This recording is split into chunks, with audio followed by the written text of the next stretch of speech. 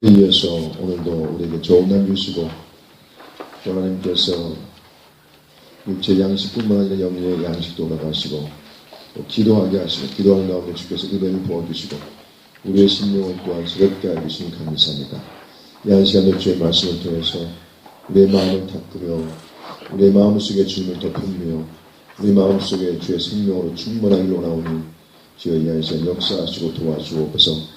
하나님에 대해서 주님에 대해서 더 많이 알고 배우고 깨닫기를 원합니다. 하나님만이 사는 것인데 우리가 주님을 더 많이 알아서 하나님을 더 잘 섬기게 하시고 이 땅에서 주님의 삶을 잘 감당할 수 있는 참 믿음의 사람들이 다 되어지게 주께서 은혜 베풀어 주옵소서. 오늘 이 한 시간의 주인공은 성령님이십니다. 우리 주님이십니다. 주님 역사하시고 이 모든 시간 주관하시고 인도해 주옵소서. 은혜의 시간 되어지게 주옵고 예수님의 이름으로 기도하옵나이다. 아멘. 지난주에 이어서 오늘은 잠깐 장세기를 보고요.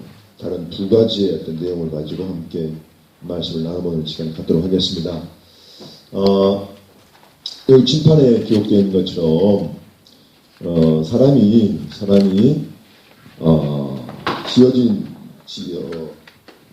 지어지고 창조된 후에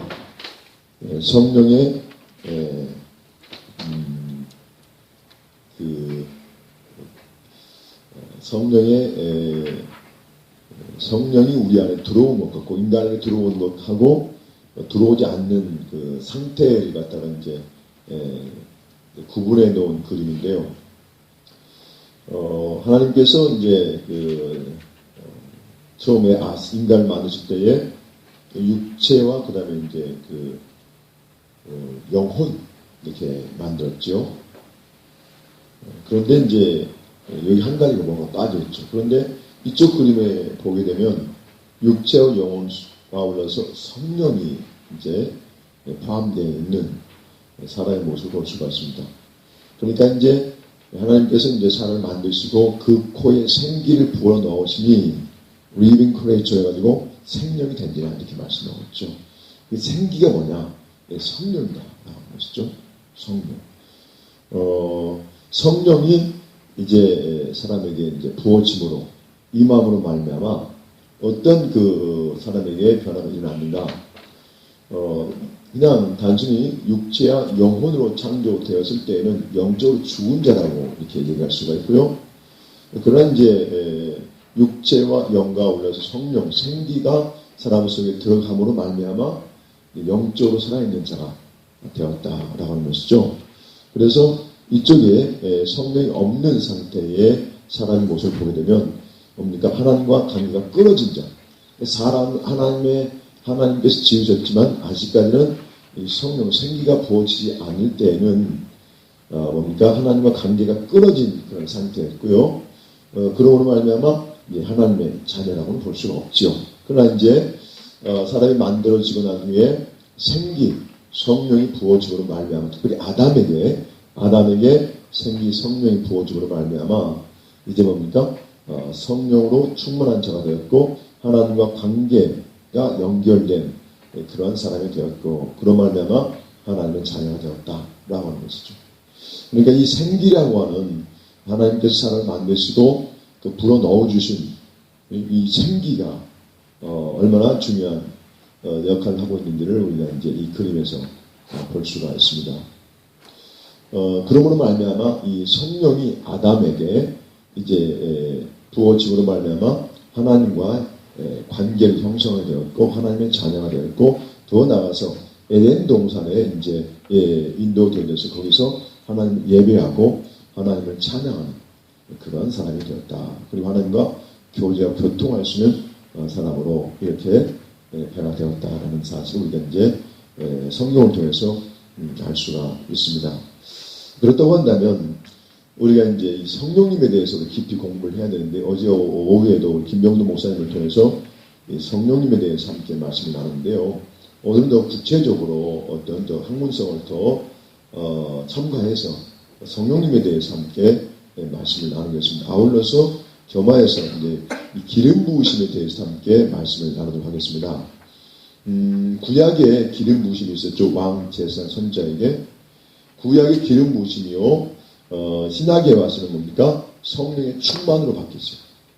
성령의 충만함이 구약의 기름 부으심이고, 구약의 기름 부으심이 바로 우리 신약에 와서는 성령의 충만함으로 이렇게 이제 표현할 수가 있다라고 하는 것이죠.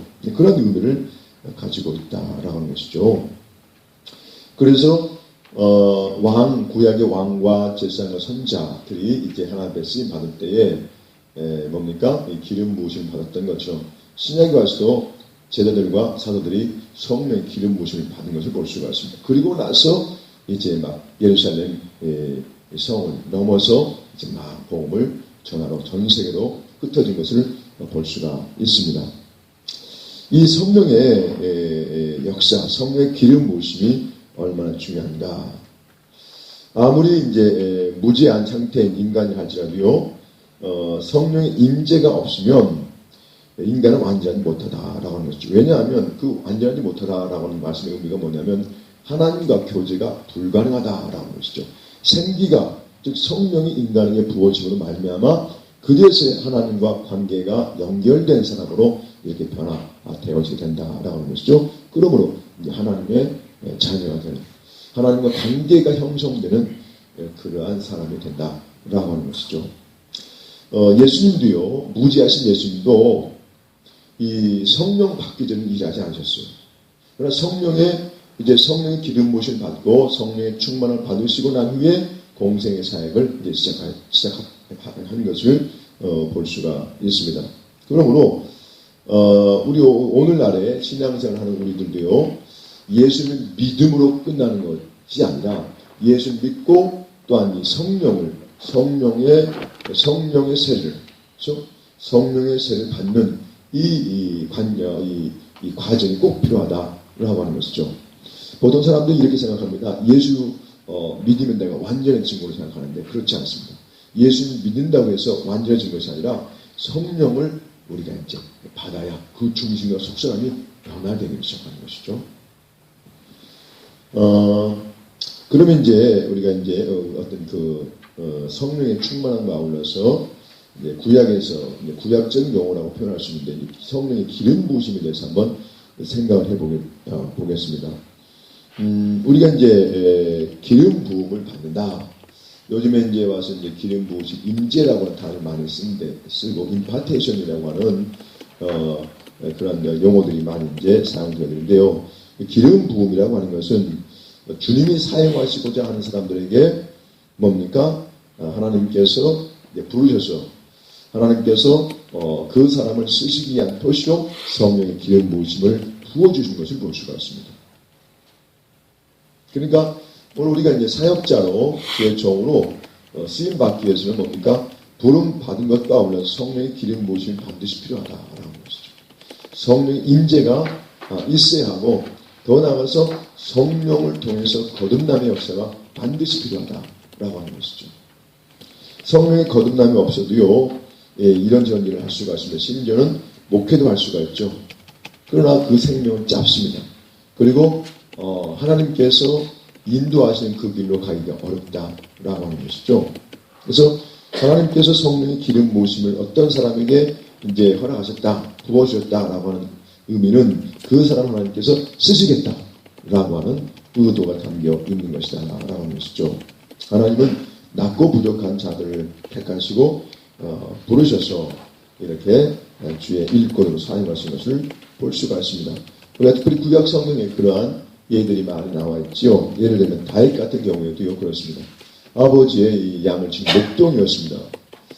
그런데 하나님께서 이 다윗을 불러서 뭡니까? 기름 부어서 이스라엘의 두 번째 왕으로 이렇게 세운 것을 볼 수가 있습니다. 사실상 다윗은 사무엘 선지자가 뭡니까? 다윗의 아버지 이새의 집에 왔을 때에 초청받지 못한, 잔치에 참여하지 못한 그런 사람이었다라는 것이죠. 그러니까 이미 아버지의 관심 밖에 있었던 사람, 형제들의 관심 밖에 있었던 사람이 다윗이었어요. 그렇게 아버지에게나 형제들에게 어떤 깊은 관심을 가질 만한 메리트가 없는 그런 동생이었죠. 그런데 하나님은 그 다윗의 일곱 형제에 대한 관심이 하나님께서 일곱 형제에 대해서 관심 있는 것이 아니라 그 형제들이 있는 아버지에게서 관심 밖에 있는 그 막내인 다윗에 대해서 깊은 관심을 가지고 계셨다라고 하는 것이죠. 정말 그렇게 쓰임받기에 어떤 그런 자격이나 요건이 없는 다윗이지만 사람이지만 그를 부르셔서 하나님께서는 기름을 부어주신 것을 볼 수가 있습니다. 또 한 가지는요, 기름 부음의 기준은 외모나 재능이나 지위가 아니라고 하는 것이죠. 그러니까 하나님께서 어떤 사람을 쓰시기 위해서 기름 부어주신 것은 외모나 지위나 그 다음에 어떤 능력이 아니라라고 하는 것이죠.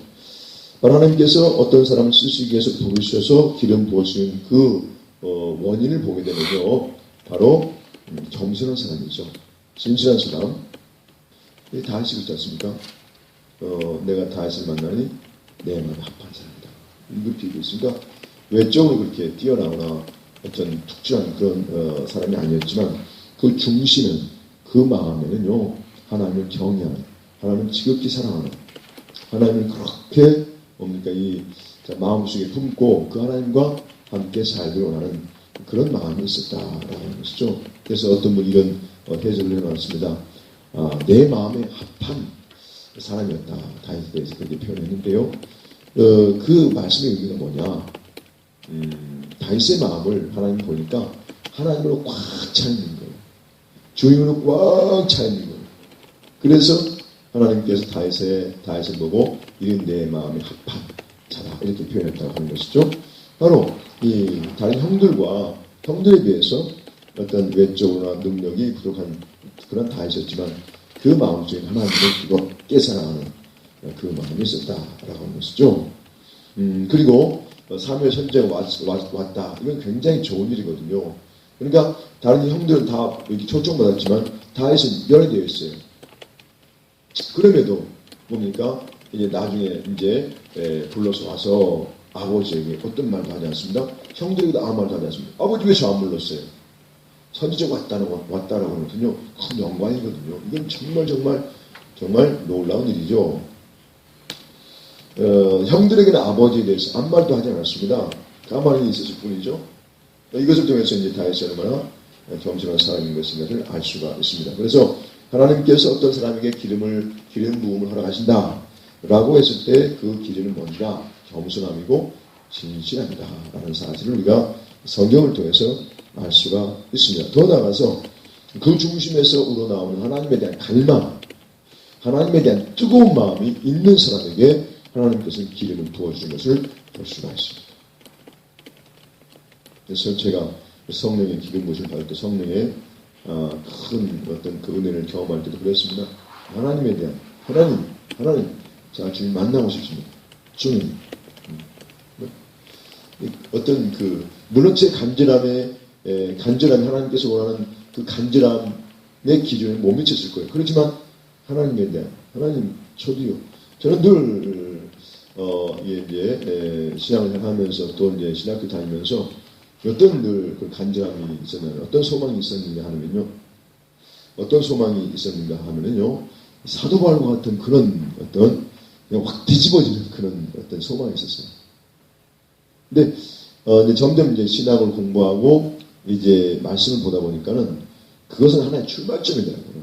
출발점이 그게 전부가 아니더라는 거죠. 어제 김병두 목사님을 통해서 말씀을 우리 들었지만 다메섹의 사건이 이게 우리에게 정말 중요해요. 예수 만나는 사건이 중요한데 그러나 거기서 머물러 있으면 안 된다라고 하는 것이죠. 어디로 가야 됩니까? 직가에 가가지고 뭘 받아야 됩니까?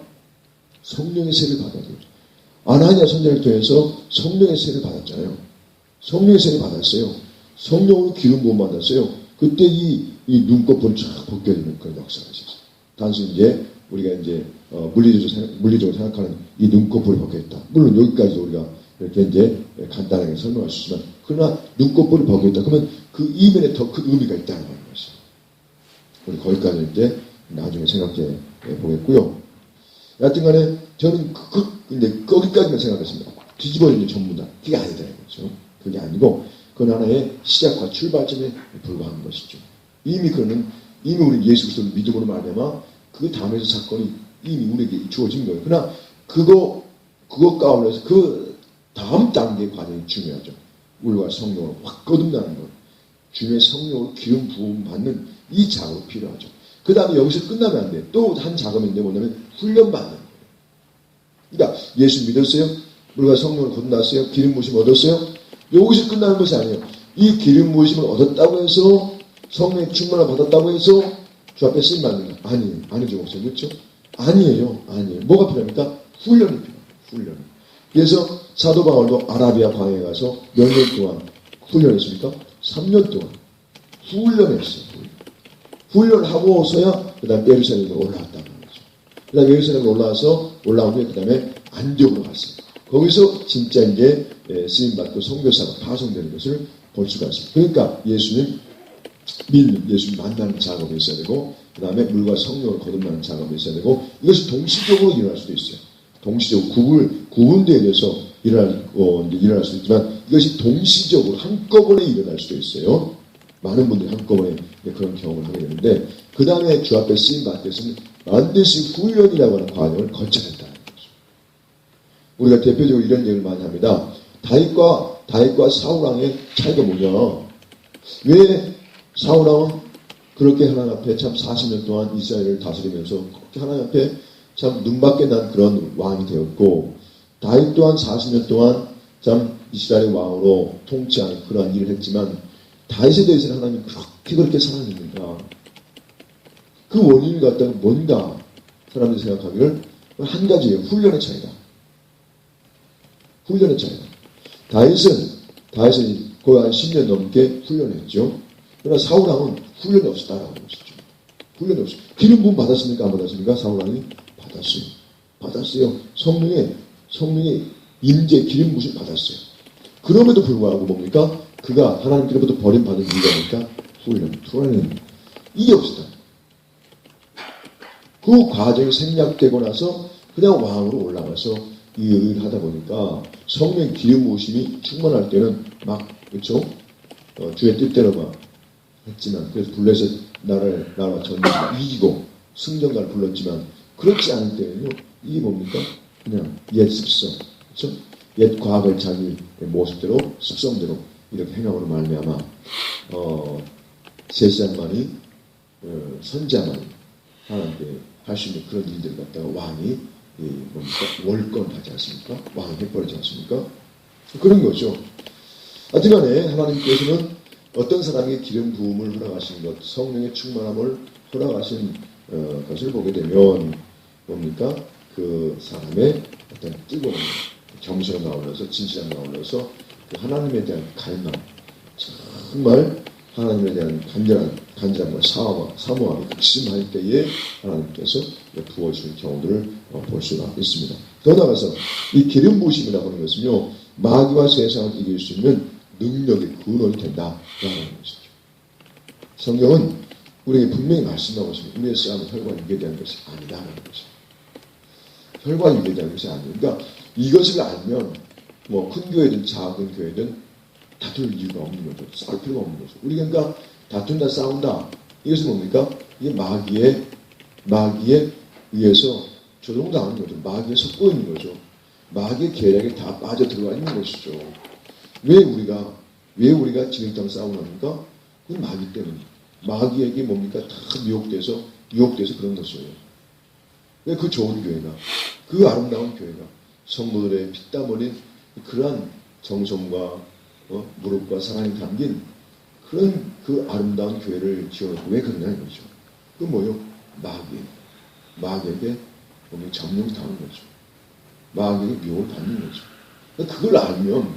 그걸 알면 그칠 텐데 그게 아니에요. 눈에 보이는 것을 쟁취하기 위해서 막 싸우다 보니까 이런 일들이 일어나고 있다라고 하는 것이죠. 그러니까 성령으로 하나 된 성령의 기름 부으심의 성령의 역사가 있다라고 한다면 성령은 절대 다투게 하지 않습니다. 성령은 절대 싸우게 하지 않습니다. 영적 싸움에 대해서는 싸우라고 하지만 보세요. 기름 부으심을 받는 사람끼리는 싸우면 안 됩니다. 다투면 안 돼요. 어떤 험담을 해서는 안 돼요. 미워해서는 안 돼요. 미워해서는 안 된다. 라고 하는 것이죠. 이게 참 중요합니다. 기름 부으심을 받는, 우리 다 기름 부으심 받았다고 다 생각되어집니다만은 우리끼리 이게 미워하면 안 돼요. 우리끼리 다투면 안 돼요. 우리끼리 험담해서도 안 돼요. 왜 그건 사라져버려요. 관계가 이게 뭡니까? 이게 단절된다. 그런 말씀이죠. 그러니까 한 믿음의 공동체 안에서 어떤 싸움이 일어났다. 이건 공동체가 와야 되는 그러한 뭡니까? 결과를 가져온다라고 하는 것이죠. 이게 성령의 기름 부으심, 성령의 역사, 성령의 충만함이 없게 될 때는 뭡니까? 이런 마귀의 영적 공격에 의해서 쓰러질 수가 있습니다. 넘어질 수가 있다라고 하는 것이죠. 그러나 이 기름 부으심이 충만할 때에는, 성령으로 충만할 때에는 뭡니까?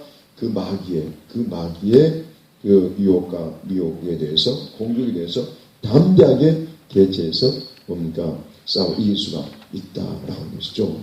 우리의 싸움은 혈과 육에 속한 것이 아니기 때문에 그렇다라고 하는 것이죠. 그래서 우리 영적 싸움에서 필요한 것은 뭡니까? 영적 싸움에서 이기하는 것은 영적 능력입니다. 할렐루야. 아멘. 할렐루야. 아멘. 영적 싸움에서 이기기 위한 방법은요, 영적 능력이라고 하는 것이죠. 그것이 영적 능력이 무엇입니까? 바로 성령의 충만함, 성령의 기름 부으심이다라고 하는 것이죠. 이것이 없으면 교회가 힘들게 된다라고 하는 것이죠. 제가 아까 서두에 말씀드렸지만 성령의 기름 부으심이 없어도, 거듭남이 없어도 주의를 할 수 있습니다. 혼적으로 일할 수 있어요. 내 배운 경험과 지식으로 연륜으로 할 수 있다니까요. 얼마든지 할 수 있어요. 그런데 생명은 없어요. 생명은 없어요. 영적 싸움은요, 굉장히 문외합니다. 넘어지기 쉽사해요. 쉽게 넘어져요. 돈에 의해서, 이성에 의해서, 권력에 의해서 쉽게 잡아야 된다는 거죠. 성령으로 기름 부음 받게 될 때는 그런 것을 분별하죠. 그건 성령으로 기름 부음 받게 되면 악은 그 모양으로 취하지 않게 되는 것이 성령으로 기름 부음 받은 사람들의 공통적인 현상이고 특징이다라고 하는 것입니다. 왜 싸워야 됩니까? 누굴 위해 싸워야 됩니까? 싸울 필요가 없는 거예요. 왜 다툽니까? 그 누굴 위해서? 전부 다 마귀 위해서 아닙니까? 그러니까 이 성령의 기름 부으심이 충만한 사람들은 뭡니까?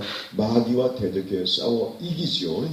그 마귀에 의해 점령당해서 지휘탄에 들어가지 않는다라고 하는 것이죠. 그래서 영적인 싸움은 영적인 능력을 가합니다.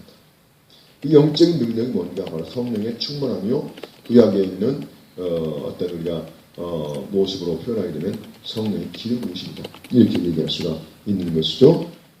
더 나아가서 기름 부음이 왔을 때에 그것은 아름다움과 권능과 승리를 우리에게 준다는 것이죠. 그런데 그것이 끝이 아니라 성령의 기름 부으심이 왔을 때요, 아름다움과 권능과 승리를 주지만 그것은 끝이 아니다. 오히려 이것은 뭡니까? 시작이다. 시작.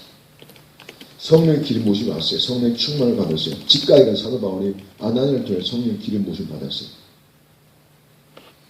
사도 바울이 막 너무 좋아가지고 막 복음 전했죠. 근데 다듬어지지 않죠. 훈련이 안 됐어요.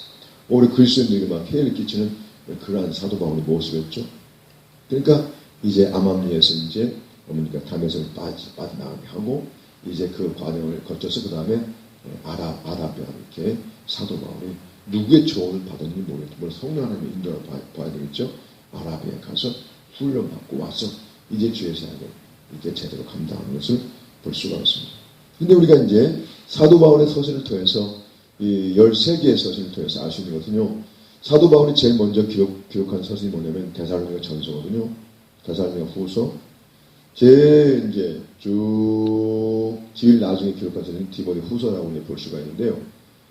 그 사도 바울의 어떤 그런 이 서신을 통해서 보게 되면 그 서신이 다 똑같은 영성과 어떤 은혜라든가 이것이요, 은혜와 영성이 다 같은 게 아니라 다 틀립니다.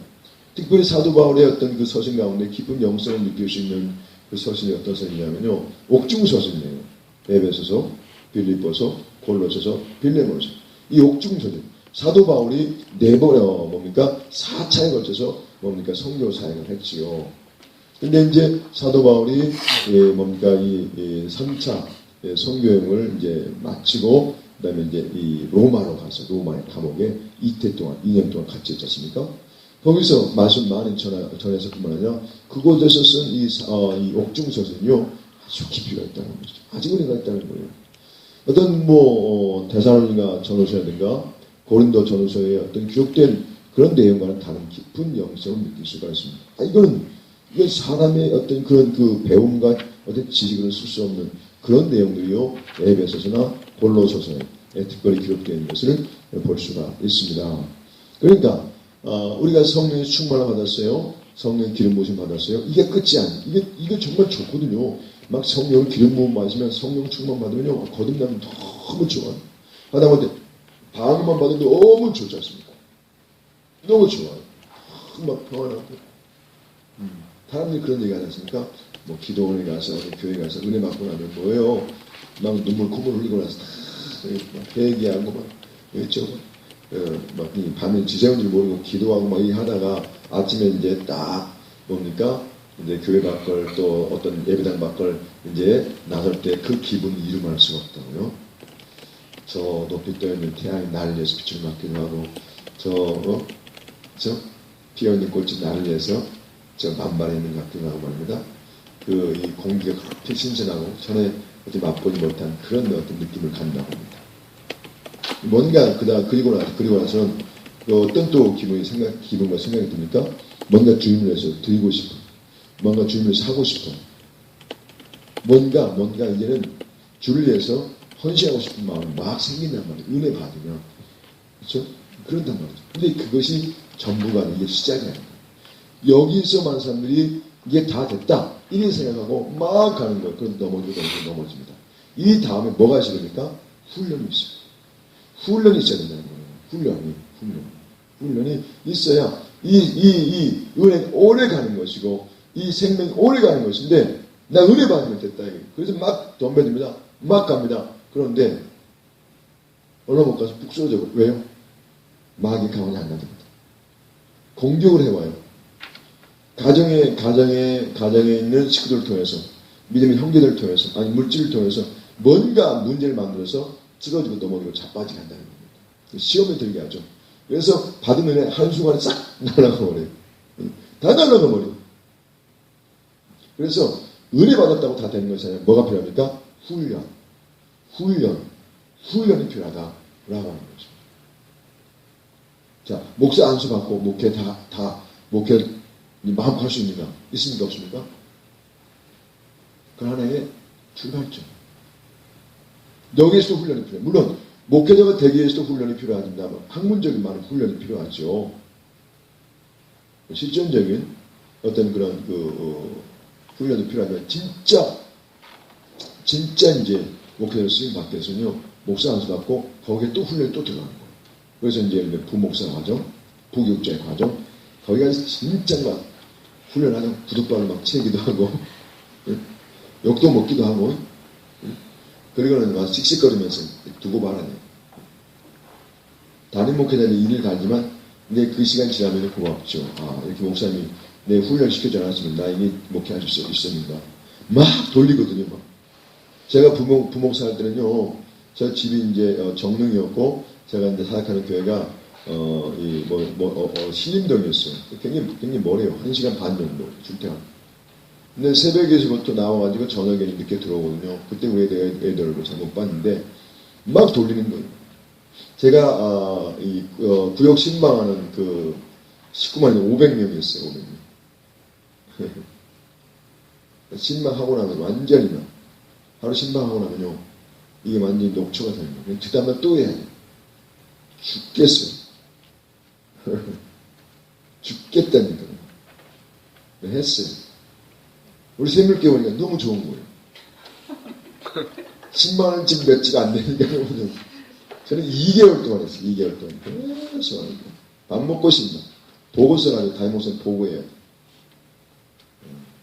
또 여전대 보통이 한 7, 8개 여전대를 맡고 있어요. 그러면 여전대가 봄 되면 다 이렇게 1년에 딱 한 번씩 야외를 따라요. 그럼 거기에 또 시간 맞춰 다 따라가요. 따라가서 그 덕분에 전국을 다, 우리 대한민국 전국을 다 이제 일주하는 그런 기쁨도 있었죠. 이게 훈련이 있어요. 훈련이 있어요. 그래서 다 끝났냐. 그래서 담임 목회자를 왔어요. 여기 사실 물론 목했죠. 근데 여기서 또 하나님 또 막 뭘 작업하시는 거예요. 바꾸시는 거예요. 그래서 오늘의 일까지 왔습니다. 훈련 많이 했죠. 신학을 90년도 했으니까 2014년 몇 년 지났습니까? 24년 했어요. 그러니까 이 훈련이 이렇게 훈련을 받았다고 해도 실수 많이 하고 부족한데 그래서 저는 잘 못해가지고 실수 되게 많이 하고요. 혼자만 씩씩거리고 그래요. 표현을 안 하지만 애거든 우리 아내만 아내는 그것도 모르고 막 받아쳐요. 내가 힘들어서 이렇게 토로하는 걸 모르고 받아쳐야 되는데 우리 손 목사님 아실 거예요. 다 아시겠죠. 우리 김정일 목사님 아시겠죠. 우리 또 김장 목사님 아시겠죠. 힘들어서 아내가 좀 이렇게 뭘 이뤄받고 싶어 얘기하기를 툭툭 쳐버려요. 그것도 못해. 좀 참아야지. 우리 어디 하소연해. 우리 노래방에 갈 수 있어. 소주집에 갈 수 있어.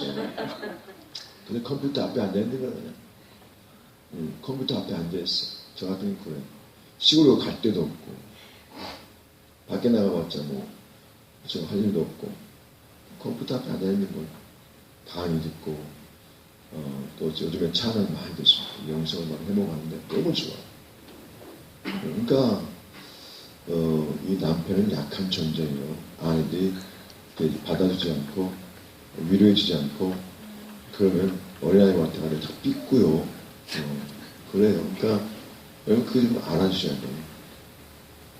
근데 결혼해서 이제 아이를 낳기 전에는 이제 부부간의 사랑이 뜨겁잖아요. 여기 아이 하나 생겼다면요. 아내의 모든 지정과 관심은 남편을 떠나서 아내에게 가버려요. 그때부터 남편은요 외톨이에요. 손 목사님 그런 경험 못하셨어요? 목사님이 애가 하나 있으니까 상관없죠. 우리는 애가 셋이었어요. 제가 얼마나 애롭게 살았겠습니까? 우리 김정일 목사님은 넷이니까 얼마나 더 어렵겠어요. 애가 지금 어리잖아요. 저는 컸어요. 대학교 2학년이나 고2에다가 이제 초등학교 5학년인데 조금씩 아내가 저에게 대한 관심을 갖는 것 같더라고요. 요즘은. 근데 우리 아들이 막내가 더 관심을 갖는 것 같아요. 어제도 참 아빠가 수고했다고 차 타고 가는데 막 마사지를 안마를 막 해주고 막 그러더라고요. 우리 아내 그 신경 안 써요. 뭐 그다니까 하니까 뭐 하는 걸 뭐 당연히 해야 될 일이기 때문에 나만 응원 받으면 돼요. 그렇게 내가 안 하겠지만 우리 김정은 목사님 내신가 얼마나 외톨이겠어요. 우리 좀 이해 좀 해드려야 돼요. 그렇죠? 내가 내 기도면요 사모님이 목사님한테 관심 못 갔습니다. 그것도 아들만 내시네. 목사님도 또 남자네. 와 이건 뭐 진짜 한꺼번에 다발로 넘어가면 모를까 따로 관심 갖는 걸 우리 목사님 기대 안 하시는 게 좋을 것 같아요. 이게 심장이 편합니다. 기름 부으심이 있다라고 하는 것은요 훈련이 반드시 필요합니다. 시작이 아니니까 계속해서 훈련하는 것 같아요. 계속 훈련하는 것 같아요. 그러니까 하나님께서 왜 이렇게 장기간 훈련시켰는가? 요셉도 그렇고 뭡니까? 모세도 그렇고 또 다윗도 그렇고 훈련시킨 이유가 있어요. 훈련을 오래 하다 보니까 잘 안 넘어가더라고요. 잘 안 쓰러지더라고요. 그리고 하나님과의 관계를 오랫동안 가졌기 때문에 잠깐 이렇게 미끄러졌다고 해도 얼른 다시 제자리로 돌아오는 거예요. 얼른 뭡니까? 죄를 지었다 할지라도 회개하고 돌아오는 거예요. 하나님이 어떤 분식을 알거든요. 그러니까 훈련이라고 하는 그 과정 속에서 뭘 우리가 이제 하나님께서 알고 배우고 깨닫게 하십니까? 하나님에 대해서 배우고 알고 깨닫게 하는 거예요. 하나님은요, 우리가 신학 공부하면서 하나님을 다 아는 거 아니죠? 24시간 기도를 한다고 해서 하나님을 아는 게 아니란 말이에요. 훈련을 통해서 하나님을 알아요. 훈련을 통해서 하나님 경험되어 있는 말이죠. 고난과 아픔을 통해서 하나님이 어떤 분이신가를 안단 말이에요. 그러니까 훈련 받은 분들이 다 좋은 환경, 좋은 집에서 좋은 차 타고 다니면서 경치 좋은 곳에 훈련 받았습니까? 전부 다 광야였어요. 모세도 광야, 다윗도 광야, 그렇죠? 요셉도 그 광야보다 더한 그런 데서 훈련 받았지 않습니까? 훈련을 받다 보니까 하나님을 아는 거예요. 하나님을 경험했어요. 하나님의 손길을 느꼈단 말이에요. 그러니까 하나님 안 떠난단 말이에요. 그 어려운 가정 속에서도 하나님 안 떠나요. 하나님 꽉 붙잡고 있죠. 다윗의 그 고백을 보세요. 기가 막힌 고백 아닙니까? 그런 고백이 어떻게 나와요? 그건 하나님을 경험했기 때문에 그런 고백이 나오는 거예요. 그런 찬양이 나오는 거예요. 우리는요, 그런 찬양, 그런 시, 이거 쓰기 힘들죠. 그래서, 이 기름 부으심이 우리에게 주어졌다라고 했을 경우에 그 끝이 아니다. 이게 시작이다. 출발점이다라는 사실 우리가 잊지 말아야 하는 것이죠. 그러므로 그 이제 기름 부으심을 받는 순간부터 기름 부으심을 사용할 수 있는 사람으로 합당하게 변화될 때까지 뭘 받게 됩니까? 훈련받게 됩니다. 훈련받게 됩니다. 기름 부으심 능력이에요. 힘이에요. 그렇죠? 주에 일할 수 있는 힘의 능력입니다. 이 능력을 어떻게 잘 사용하느냐? 받았다고 해서 잘 사용하느냐? 아니에요. 훈련이에요. 어떻게 그걸 잘 사용할 것인가에 대한 훈련이 필요하다는 거예요. 이 훈련을 받을 때 이 기름 부으심의 능력을 잘 사용할 수 있어요. 이 기름 부으심의 능력을 가지고 우리의 배운 지식도 우리의 경험도 연륜도 참 아름답게 뭡니까? 체계적으로 잘 조화를 위해서 사용할 수가 있다는 말씀입니다. 우리 모든 것이 다 재산, 우리 목회자들에게는요, 우리 사역자들에게는 우리 모든 경험이 재산이란 말이에요. 그러니까 하나님의 기름 부으심을 얻었습니다. 훈련을 통해서 이제 그런 것들을 사용할 때가 됐을 때는요, 그 기름 부으심을 중심으로 해서 그 모든 것들, 내 배운 것, 경험한 인생 연륜, 뭐 실패한 것, 좋았던 것들, 어디 가서 봤던 것들, 음식을 먹었던 것들, 싸웠던 것들, 죄졌던 것들, 이 모든 것이 다 종합적으로 주의 일을 할 때 뭡니까? 다 재료가 되어버린다는 거예요. 하나도 버릴 게 없어. 실수도, 죄까지도 뭡니까? 이것이 다 주의 은혜를 끼치는, 은혜를 나누는 다 뭡니까? 소재로, 재료로 다 사는 그런 말씀입니다. 기름 부으심이 얼마나 중요한지 아시겠죠? 그리고 훈련이 얼마나 중요한지를 아시겠죠? 훈련 없으면 안 된다는 것입니다. 특별히 제자들도요, 예수님과 함께 3년 동안 훈련 받았지 않았습니까? 제자가 된다라고 하는 말씀에 보면요, 뭡니까? 배운다라고 하는 것이죠. 제자가 된다. 제자로서의 삶을 산다. 라고 하는 그 말씀의 의미는요, 먼저 배운다라고 합니다. 학습자라고 그 의미가 있어요. 그러니까 제자가 뭐냐? 스승에서 배운 것을 갖다가 사람들에게 전수하는 게 제자예요. 제자는 자꾸 배워야 돼요. 훈련해야 돼요. 그래야만이 뭡니까? 스승이 가르쳐 준 것을 갖다가 잘 전달하고 전수해서 뭡니까? 정말 필요한 것에 적절하게 잘 제공할 수가 있다는 거죠. 그러니까 정말 좋은 제자가 되려고 한다면 잘 배워야 돼요. 훈련을 잘해야 돼요. 얼렁뚱땅 대충 해서 안 돼요. 저는 요즘에요, 제가 몇 가지, 한 개에서 두 가지 보는 드라마가 있어요. 근데 그 드라마를 보면 제가 깨달은 것이, 내용도 물론 약간의 어떤 좀 재미가 있지만, 그러나 그 배우들 한 사람 한 사람을 통해서 배운 게 제가 있습니다. 그게 뭐냐면요, 그 왕의 역할을 한다고 쳐봤어요. 근데 진짜 왕처럼 연기하는 거예요. 우리가 알잖아요. 이게 아닌데. 공주처럼 얘기해요. 공주처럼 그렇게 행동한다면 아니잖아요, 이건. 조직 깡패 두목처럼 얘기해요. 막 적들과 싸우게 해서 얼마나 훈련하는데, 진짜 저래요. 진짜 저래한다는 거예요. 근데 그 사람들이 그렇게 그런 연기를 나오기 위해서 얼마나 훈련했는데, 우리는 잘 모르죠. 그걸 통해서 아는 건 뭐냐면요. 야, 일반 배우들도, 일반 사람도 저렇게 시청자들에게 감동과 어떤 기쁨을 주기 위해 저렇게 수고하는데, 우리가 주의 일을 하는 사람들인데, 우리가 대충 해서 되겠냐. 정말 제대로 해야 되지 않냐. 성경을 읽을 때도 제대로 읽고, 그렇죠? 뭔가 우리가 이렇게 뭐 설교를 할 때나 강의를 할 때나 누구 가르칠 때나 제대로 우리가 준비해서 해야 되지, 대충 해서 되겠냐. 그래서 저는 오늘 새벽기도 갔다 와가지고 잠도 안 되고요. 이거 준비하고 왔어요. 전 지금 졸리거든요. 조그만 시간 주면 전 잡니다. 같이 주무실 분인데, 여러분들 좋으시면 제가 그냥 졸려버립니다. 눈을 부릅뜨시고. 그래서요, 이 제자라고 하는, 이 직임을 감당해서 우리가 잘 배워야 하는 것이고, 또한 하나님께서 주신 이 기름 부으심을 우리가 잘 사용하기 위해서도 우리가 배우고 훈련하는 그런 과정, 단계가 필요하다라고 하는 것이죠. 하나님께서는 훈련되어지고, 그렇죠? 또 이렇게 다듬어지고, 깊어지고, 성숙해지고, 잘한 만큼 사용하시는 것 같습니다. 그러므로 이제 우리가 진짜 쓰임 받기 위해서 성령 기름 부으심을 덧입어야 되고, 훈련해야 되고, 그 다음에 뭡니까? 그 훈련을 뭐 합니까? 통과해야 되는 것이죠. 통과해야 하나님께서 이제 쓰시는 것을 볼 수가 있습니다. 그러므로 이제 훈련의 대상, 우리가 훈련할 때 그것이 이제 특별히 사람들이죠, 우리가 사람들이 이제 훈련에 우리의 심령을 연단하는 어떤 우리의 마음을 뭡니까 굳게 하고 주님께 향하도록 하는 그 훈련의 대상들이 사람들이죠. 그렇기 때문에 우리가 훈련 받을 때는요, 나도 원치 않는, 나도 생각지 않는 그런 일들이 막 다가옵니다. 그럴 때 이제 사람을 통해 다가올 때, 내 남편, 자녀나 또 믿음의 형제들이나 심지어 목회자도 될 수가 있어요. 목회자가 나를 시험하는 훈련의 도구가 될 수가 있어요. 또 성도들이 나를 훈련하는 도구가 될 수도 있다는 것이에요.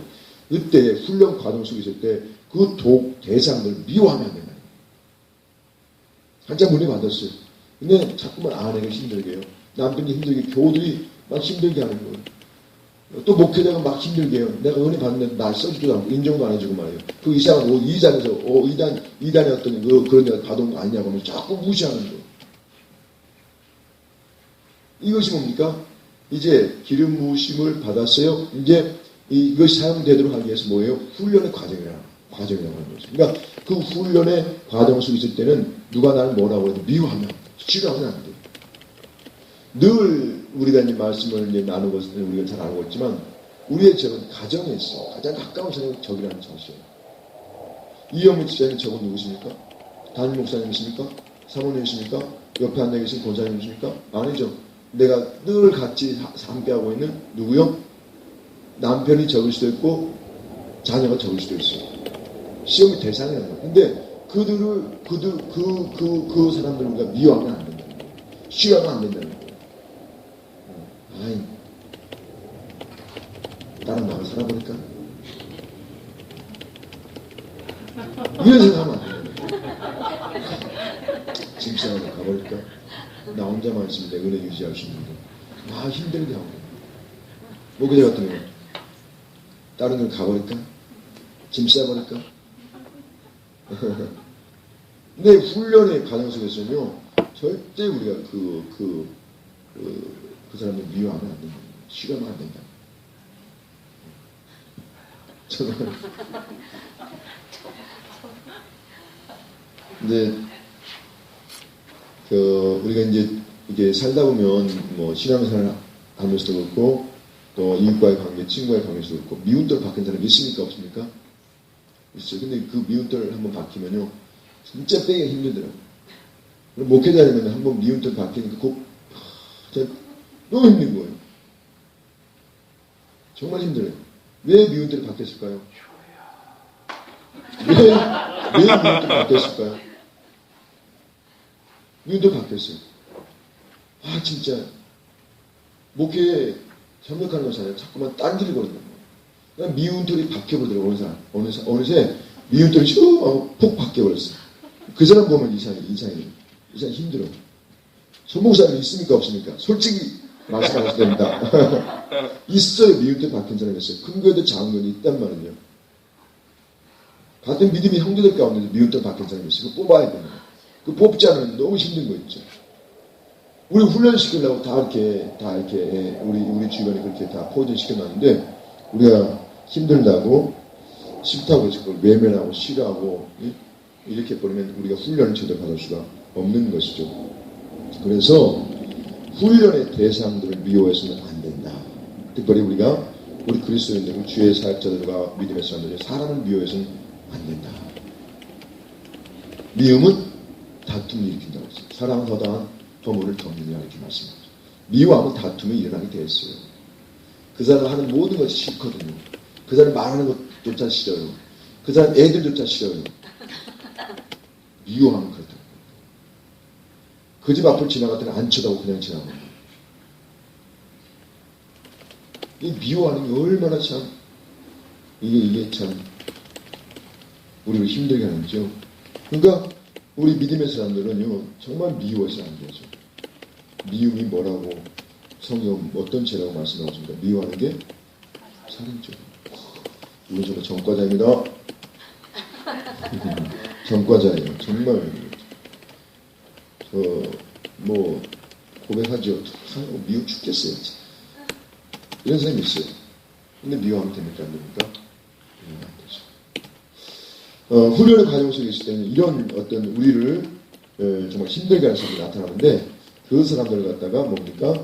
미워해서도 안 되고 억울하게 해서도 안 되고 억울하게 한다고 해서 그 사람들 갖다 외면해서는 안 되고요. 그래서 하나님께서 우리 훈련하실 때는 보게 되면 어떤 훈련을 시키는가? 오해의 훈련, 억울함의 훈련, 순종의 훈련, 이거 시킨단 말이에요. 우리의 일이 다 사랑과의 관계 속에서 하는 일 아닙니까? 그러니까 하나님은 사람을 통해서 우리 훈련시킨다는 거죠. 다 훈련시키는 거예요. 그러니까 억울할 수도 있어요. 억울할 수도 있어요. 막 뭡니까? 이게 참 오해를 받을 수도 있어요. 또 하나님께서는 어떤 일에 대해서 순종의 또 삶을 살도록 순종의 훈련을 시키는 것을 볼 수가 있습니다. 고로 우리는 우리의 어떤 그 사역자 되어져가 제자 되어져 간다라고 하는 것은요, 사람의 손에 있는 것이 아니라 하나님의 손 안에서 다 우리가 만들어지고 다듬어지고 다루어지고 있다는 사실을 우리가 잊지 말아야 하는 것이죠. 저 사람 왜 그러는 거예요? 하나님 그렇게 하시면 보면 되는 거예요. 나 훈련시키려고, 나 세우려고, 나 좋은 일꾼 만들려고 그렇게 하신 것이다 생각하시면 돼요. 근데 시간이라면 정말 미워질 사람이요 이제 안 미워져요. 그렇습니까? 안 그렇습니까? 안 미워져요. 어우 고마운 분이요. 정말 저분이 헌금 잘 안 했던 분인데 오늘 갑자기 100만을 헌금할 수도 있어요. 막 헌금한다니까요. 아니 그렇게 된다니까요. 미워했고 왕따시켰다고 하면 어떻게 되겠습니까? 얼마나 죄송스럽습니까? 목회자 입장에서 보는 거죠. 어느 날 나에게 전화해서 밥 사준다고 그렇죠? 찾아올 수도 있어. 그러니까 훈련의 과정이 끝나면 하는데 그때 역전시켜버려요. 정말 훈련의 과정 속에 있을 때는 전부 다 원수에 다 내 안에 아군 없고 다 적이에요. 그런데 과정이 딱 끝나면 하나님께서 전부 다 나를 응원하고 지지하는 그런 사람을 다 바꿔주는 것을 볼 수가 있습니다. 그래서 이 훈련의 과정을 통과해야 주 앞에 쓰임받는다는 사실을 우리가 잊지 말아야 하고요. 매 순간 하나님께서는 뭡니까? 우리의 모습을 보시고 점수를 매기신다는 사실도 잊지 말아야 하는 것이죠. 한 가지 한 가지 훈련을 할 때까지 하나님께서 뭡니까? 한 가지 이렇게 잘 통과하고 통과할 때에 우리에게 졸업장을 주시는 시간이 앞당겨진다는 사실을 우리가 잊지 말아야 하는 것이죠. 또 한 가지만 더 하고 쉬겠습니다. 타협하는 것이 이제 더 쉽게 보일 때도 있다라고 하는 것이죠. 우리가 이제 기름 부으심 받고 주의 사역자로 그냥 훈련받는 과정 속에서 힘들 때 뭡니까? 그냥 이렇게 적당히 넘어가고자 하는 그런 마음이 있어요. 그러나 훈련 때는 절대 타협을 하면 안 돼요. 물론 훈련이 끝나고 싶어 타협하면 안 되지만 훈련 과정 속에서 타협을 해버린다 그러면 더 복잡한 결과를 뭡니까? 이제 우리가 만들 수 있고 더 나아가서 훈련의 기간이 더 길어져 볼 수도 있다는 사실을 잊지 말아야 하는 것이죠. 오직 하나님의 손에 우리가 다 있음을 믿고 하나님께 우리의 모든 것을 의존하는 그런 마음이 필요하다라고 하는 것이죠. 그래서 훈련 이것이 중요하다라고 어쩌면 참 우리 모두가 지금 이 시대에 쓰임받기 위해서 훈련의 과정 속에 있다고 해도 과언 안 하죠. 우리가 아직 부족하거든요. 우리가 부족합니다. 지적으로 영적으로도 하나님을 아는 것도 어떤 남을 이끄는 것도 남을 섬기는 것도 억울함을 참는 것도 순종에 대한 그런 훈련도 오해에 대해서 우리가 묵묵히 침묵하는 것도요. 어떤 또 우리의 가진 것을 주 앞에 드리는 것도 이게 훈련이 필요합니다. 그래서 우리가 이 시대만에 쓰임받기 위해서 우리가 이런 모든 이 훈련의 과정을요. 정말 주님을 의존하면서 정말 주님을 바라보면서 하나하나 극복해 나가야 되고요. 하나하나 통과해 나가야 된다라고 하는 거죠. 부단히 뭡니까? 주님의 도움을 우리가 구해야 하겠죠. 정말 요즘에 제일 유행하는 것들이 뭡니까? 사람을 사로잡는 것들이 뭡니까? 스포츠, 성과, 스크린이라고 하면 36, S라고 하는데 이거 우리가 극복을 해야 되죠. 이거 모두에 극복되어야 될 그런 문제 아닙니까? 하여튼간에 우리가 이런 것들에 대해서는 우리의 힘이 아니에요. 우리 의지나 우리의 지식도 아니고 주님 성령의 도우심을 통해서 이것이 가능하다라고 하는 것이죠. 사실상 우리의 삶에서 직접 우리의 이 교관, 우리의 삶 속에서 우리 훈련하신 교관은 누구십니까? 우리 성령님이세요. 성령이 우리 교관이세요. 우리를 자꾸 훈련해서 주의 사람으로 세워져가는 그 일을 하시는 분이 누구입니까? 성령님이에요. 성령님이 지금 우리의 교관이시라는 거죠. 그럼 인도하세요. 어떨 때는 사람 만나게 하시고, 어떨 때는 문제를 만나게 하시고, 어떨 때는 뭡니까? 우리가 정말 자존심 상하는 그런 일도 경험하게 하시고 이게 다 우리를 훈련하시기 위해서 정말 좋은 그릇 하나님 앞에 쓰임 받기 합당한 그러한 그릇들로 쓰임 받도록 하기 위해서 성령께서 다 이끄신단 말이에요. 그러니까 이 모든 것을 다 우리는 하나님의 뜻으로 보면 되는 거예요. 하나님의 섭리를 보면 되는 거예요. 하나님이 역사하신 이거 분명한 뭔가 뜻이 있다. 뭔가 뜻이 있다. 이 안 좋은 일, 이 아픈 일, 이 어려운 일, 뭔가 뜻이 있다. 그렇게 보면 나오면 되는 거예요. 왜요? 우리를 다루시고 다듬어 가시고 우리를 세우시는 분 누구십니까? 주님이세요. 주님이세요. 주님이세요. 데살로니가 전서에 보니까 1장에 보니까요. 우리 하나님이 살아계신 하나님이요. 유일하신 하나님이시다. 유일하신 우리 하나님을 갖다가 참 하나님이시요. 유일하신 구원자다. 이렇게 말씀합니다. 살아계신 하나님.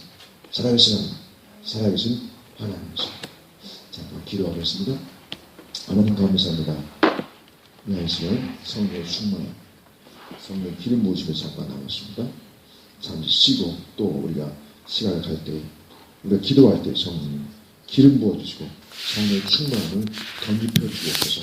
우리가 지금 성령의 충만함을 더 받고 기름 부으심을 더 받고 훈련되어져서